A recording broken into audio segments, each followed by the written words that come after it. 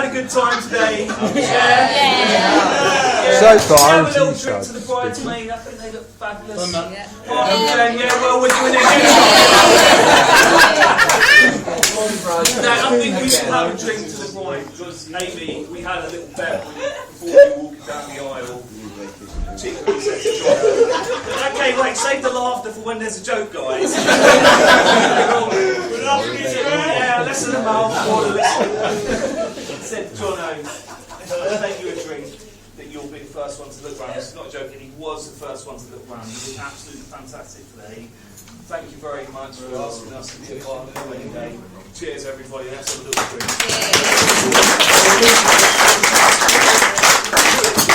I've got to admit to you, when Jono asked me to be his best man, I absolutely shit myself. Well, that's the only swear I'm going to say in this sentence. This sentence? Think about it, guys. Think about it. Jono's a fantastic person to be around. He's been a friend. He's been an acquaintance of mine for about 10 years now. 10 years too long. I got a call from him in about October. Said he was going to marry Amy. Fantastic. In my opinion, they're already married. They've got a family. They've got a fantastic family. I've loved every minute of being around them. Bit of a formality today. I said that to him when he was sweating green sweat. Heavy green sweat. I was like, Jono, it's just a process. You'll go through it. And he's gone through it. I'm proud of him today. I'm just going to... Big giant. Crowd. What stories you doing?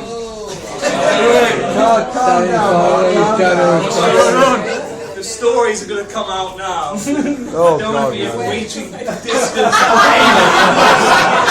Not reaching distance to Jono. Jono scares me, but Amy scares them out of me.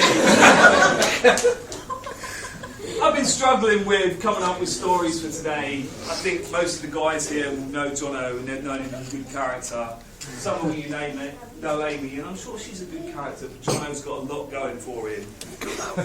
As I said, when he first asked me to be best man, all I could think about was the stories I couldn't tell today, of which there are many. If any of the guys want to buy me a drink later, or any of you ladies, I'll divulge everything, including the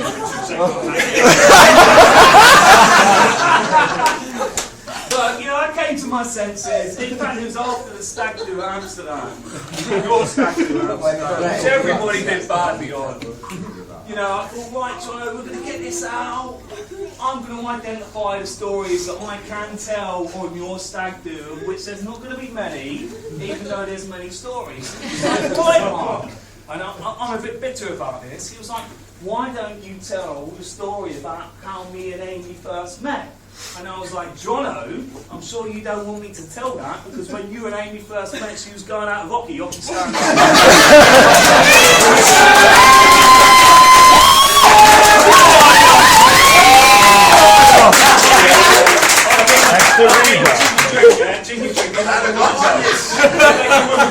It's good for you sitting up here, but it's not. Like, Jono, you know. Something else over the trees, Richard? Yeah. Nice. So guys, I was like, you know what? I'm not going to tell that story because it's a bad story. And I was like, Mark, I'm glad you're going to tell that story because I don't want Amy's parents thinking that I go around stealing people's girlfriends. That's the reality that it is. Instead of telling a story about how me and Amy met, how about you tell a story about how me and you met? I said, yeah, that's a good idea. I'll tell a story about how me and you met. He was silent for a minute while I thought about how me and Jono met, and he was like, no! I was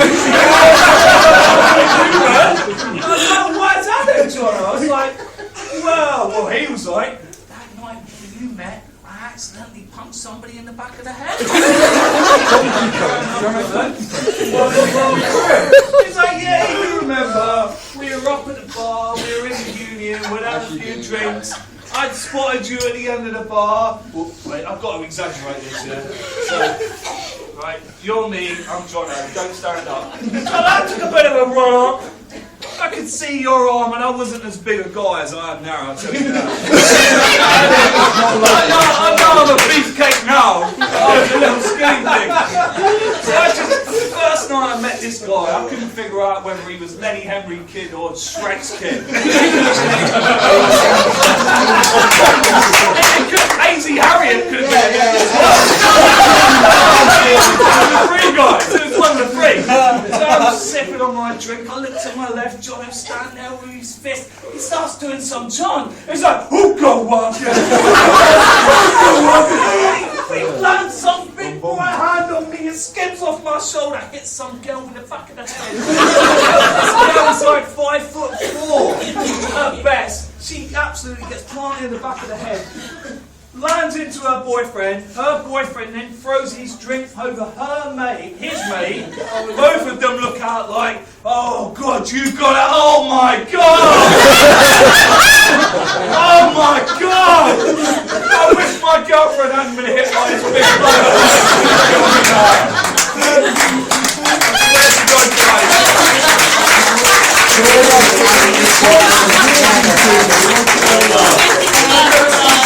I've never seen anger turn to fear so quickly. It's like, Jono, okay, I'm not going to tell the story about how you almost took some girl's head off.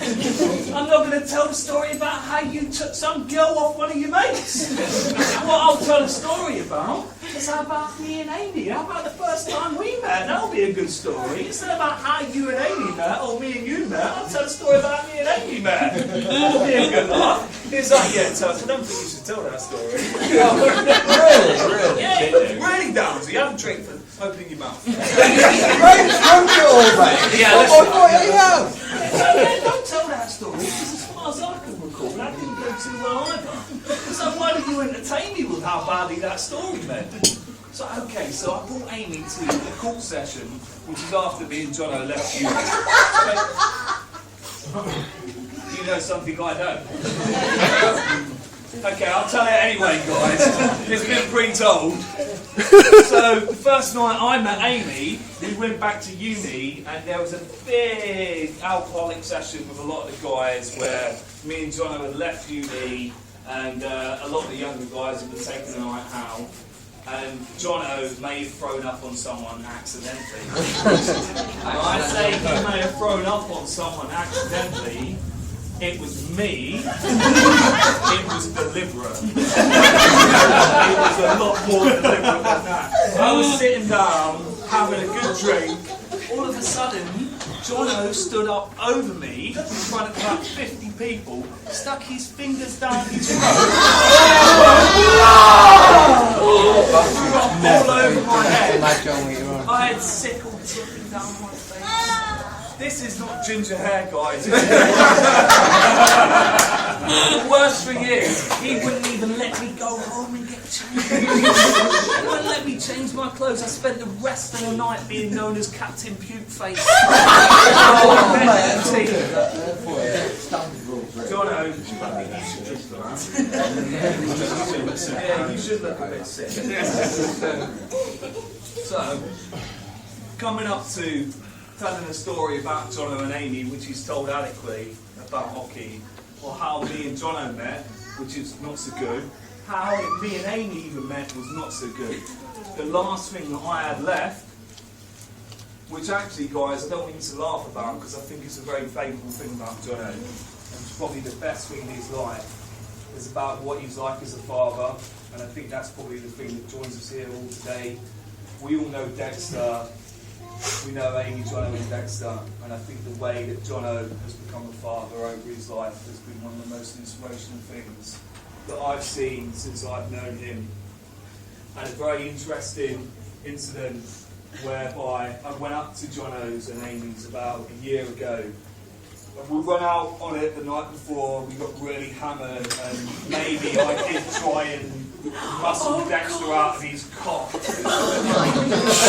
lost that fight. I actually lost that fight. Sleep on the couch.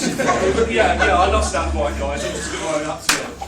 But Dexter was in a bad mood in the morning, even though he'd won the fight. And he was screaming and he was shouting, and it was difficult for me to handle. And then Jono came down in the morning, and he was like, what was the song you sung?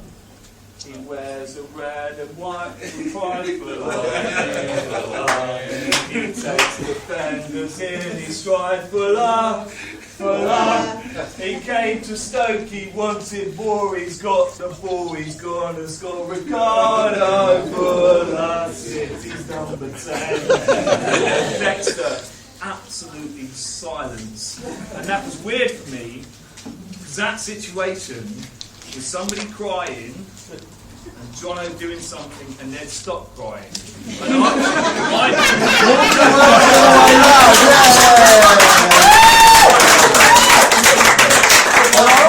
And for my whole life, I've been used to somebody being okay, Jono doing something, and then he'd start crying. It was just an awful thing to be. But I guess the bottom line is, guys, for Mr. and Mrs. Carter, not you guys, Jono's going to be half the husband to Amy as he is a father to Dexter. I think you're going to be a lucky parent here. If I can be half the father to Jono,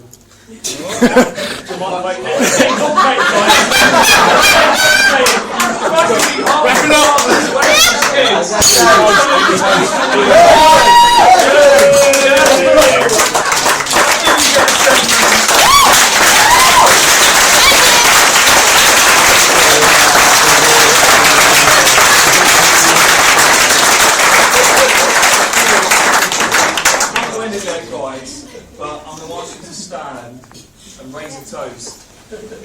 But I'm going to speak for a bit first.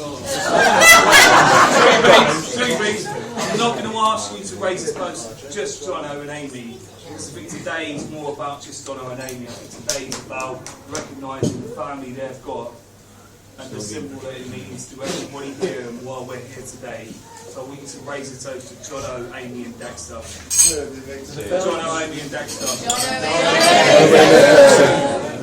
Cheers everybody.